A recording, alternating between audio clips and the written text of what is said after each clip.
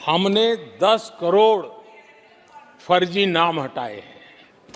अभी लोग पूछते हैं पहले इतना आंकड़ा था, क्यों कम हुआ? आपने ऐसी व्यवस्था बनाई थी कि जिस बेटी का जन्म नहीं हुआ उसको आपके यहां से विधवा पेंशन जाते थे। और ऐसे सरकारी योजनाओं को मारने के जो रास्ते थे ना, 10 करोड़ फर्जी नाम बंद किए। ये जो परेशानी है ना इन चीजों की है, क्योंकि रोजमर्रा की काय उनकी बंद हो गई है। आदरणीय अध्यक्ष जी, हमने ये फर्जी नामों को हटाने से करीब करीब 3 लाख करोड़ रुपया फर्जी हाथों में जाने से बचाया, गलत हाथों में जाने से बचाया। देश के टैक्स पेयर का पाई बचाना और सही काम में लगाना, इसके लिए हमने जीवन खपा रखे हैं। आदरणीय अध्यक्ष जी, सभी राजनीतिक दलों को भी सोचने की जरूरत है और समाज में भी जो लोग बैठे हैं उनको देखने की जरूरत है। आज देश का दुर्भाग्य है, पहले तो क्लासरूम में भी कोई अगर चोरी करता था, किसी की कॉपी करता था, तो वो भी 10 दिन तक अपना मुंह किसी को दिखाता नहीं था। आज जो भ्रष्टाचार के आरोप जिन पे सिद्ध हो चुके हैं, जो जेलों में समय निकाल करके पैरोल पर आए, आज वॉशिंग मशीन से भी बड़ा कंधे पे लेकर के महिमा मंडन कर रहे हैं ऐसे चोरों का सार्वजनिक जीवन में। कहां ले जाना चाहते हो देश को तुम? जो सजा हो चुकी है, मैं ये तो समझता हूं कि आरोप जो है उनके लिए तो आप सोच सकते हैं, लेकिन जो गुनाह सिद्ध हो चुका है, जो सजा काट चुके हैं, जो सजा काट रहे हैं, ऐसे लोगों का महिमा मंडन करते हो आप? कौन सा कल्चर और देश की अभावी पीढ़ी को क्या प्रेरणा देना चाहते हो आप? कौन से रास्ते और ऐसी कौन सी आपकी मजबूरी है?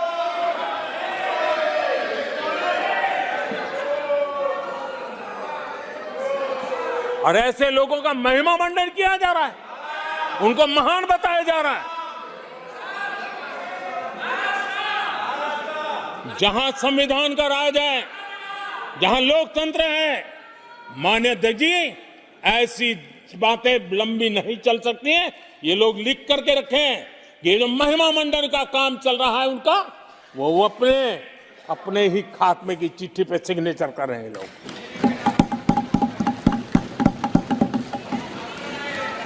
आदरणीय अध्यक्ष जी, जांच करना ये एजेंसियों का काम है। एजेंसियां स्वतंत्र होती हैं और संविधान ने उनको स्वतंत्र रखा हुआ है, और जज करने का काम न्यायाधीश का है। जज करने का काम न्यायाधीश का है और वो अपना काम कर रहे हैं। और अध्यक्ष जी, मैं इस पवित्र सदन में फिर से दोहराना चाहूंगा, जिसको जितना जुल्म मुझ पर करना है कर ले, मेरी भ्रष्टाचार के खिलाफ लड़ाई चलती रहेगी। जिसने देश को लूटा है उनको लौटाना पड़ेगा, जिन्होंने देश को लूटा है उनको लौटाना पड़ेगा। ये मैं देश को इस सदन की पवित्र जगह से वादा करता हूं। जिसको जो आरोप लगाना है लगा लें, लेकिन देश को लूटने नहीं दिया जाएगा और जो लूटा है वो लौटाना पड़ेगा। आदरणीय अध्यक्ष जी, देश सुरक्षा और शांति का एहसास कर रहा है। पिछले 10 वर्ष की तुलना में सुरक्षा के क्षेत्र में देश आज वाकई सशक्त हुआ है। आतंकवाद, नक्सलवाद एक छोटे दायरे में अब सिमटा हुआ है।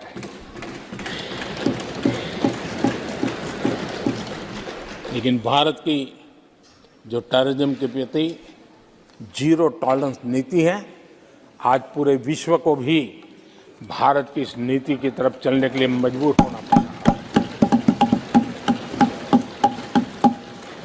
भारत की सेनाएं सीमाओं से लेकर के समंदर तक अपने सामर्थ्य को लेकर के आज भी ठाक है। हमें हमारी सेना के पराक्रम पर गर्व होना चाहिए। हम कितना ही उनके मोरल तोड़ने की कोशिश करें, मुझे मेरी सेना पर भरोसा है। मैंने उनके सामर्थ्य को देखा है। कुछ राजनेता सेना के लिए हल्के फुल्के शब्द बोल दें, इससे मेरे देश की सेना डिमोरलाइज होगी। ये सपनों में कोई रहते तो निकल जाए। देश के मूड को वो खत्म नहीं कर सकते, और किसी के एजेंट बन करके इस प्रकार की भाषा अगर कहीं से भी उठती है, देश कभी स्वीकार नहीं कर सकता है। और जो खुलेआम देश में अलग देश बनाने की वकालत करते हैं,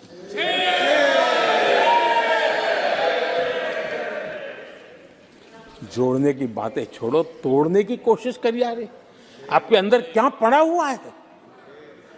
क्या इतने टुकड़े करके अभी भी आपके मन को समाधान नहीं हुआ है? देश के इतने टुकड़े कर चुके हो आप, और टुकड़े करना चाहते हो? कब तक करते रहोगे? आदरणीय अध्यक्ष जी, इसी सदन में अगर कश्मीर की बात होती थी तो हमेशा चिंता का स्वर निकलता था, छिटाकशी होती थी, आरोप प्रत्यारोप होते थे। आज जम्मू कश्मीर में अभूतपूर्व विकास की चर्चा हो रही है और गर्व के साथ हो रही है।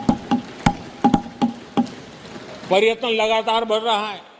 G20 समिट होती है वहां, पूरा विश्व आज उसकी सराहना करता है। आर्टिकल 370 को लेकर के कैसा हुआ बना के रखा था। कश्मीर के लोगों ने जिस प्रकार से उसको गले लगाया है, कश्मीरी जनता ने जिस प्रकार से गले लगाया है, और आखिर के ये समस्या किसकी देन थी? किसने देश के माथे पर मारा था?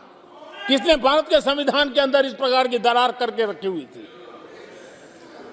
आदरणीय अध्यक्ष जी, अगर नेहरू जी का नाम लेते हैं तो उनको बुरा लगता है, लेकिन कश्मीर को जो समस्याएं झेलनी पड़ी, उसके मूल में उनकी ये सोच थी, और उसी का परिणाम है देश को भुगतना पड़ा। जम्मू कश्मीर के लोगों को, देश के लोगों को नेहरू जी की गलतियों का बहुत बड़ी कीमत चुकानी पड़ी है।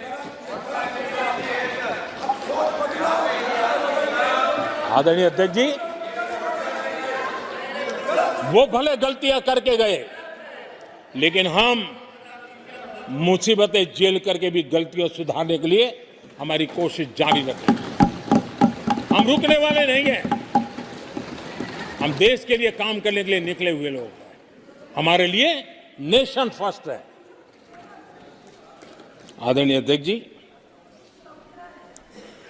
मैं सभी राजनीतिक दलों के नेताओं से आग्रह करूंगा, सभी माननीय सदस्यों से आग्रह करूंगा, भारत के जीवन में एक बहुत बड़ा अवसर आया है। वैश्विक परिवेश में भारत के लिए बड़ा अवसर आया है। एक नए आत्मविश्वास के साथ आगे बढ़ने का अवसर आया है।